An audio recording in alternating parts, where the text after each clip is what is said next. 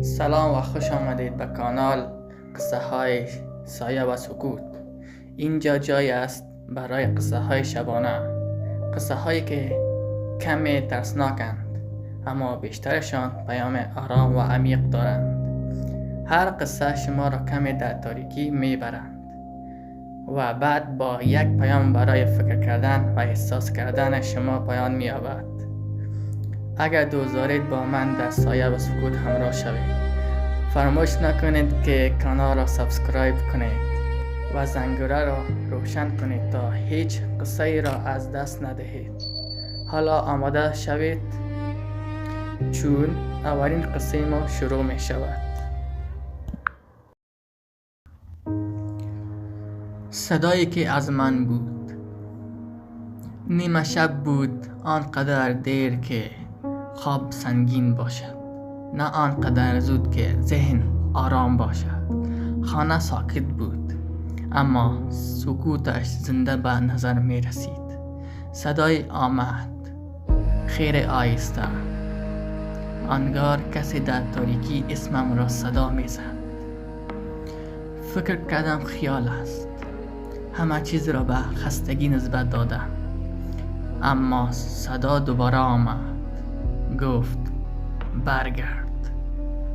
از جا بلند شدم، پاهایم سرد بود اما زمین سردتر، راهرو تاریکتر از همیشه بود. سایه ها کش می آمدند، انگار دیوارها نفس می کشیدند. صدا از انتهای راهرو می آمد، جایی که همیشه در یک اتاق بسته بود، اتاق که سالها بازش نکرده بودم. دستم لرزید اما در را باز کردم. هیچ کس آنجا نبود، فقط یک آینه قدیمی پر از گرد و ترک های ریز. نزدیک شدم، در آینه چهره ای را دیدم که میشناختم اما سالها بود نگاهش نکرده بودم. چشمهایش خسته بود، نه از بیداری.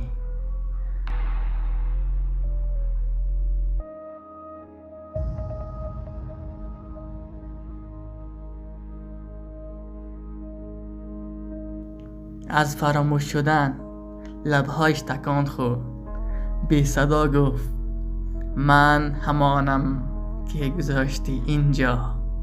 وقت برای زنده ماندن خودت را تنها گذاشتی. نفسم بند آمد، خواستم فرار کنم اما پاهایم تکان نخورد. صدا دوباره آمد، این بار از درون سینه‌ام.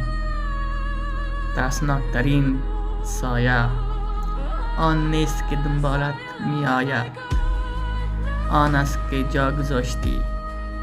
چراغ خاموش شد. وقتی دوباره روشن شد من تنها بودم اما دیگر ساکت نبودم.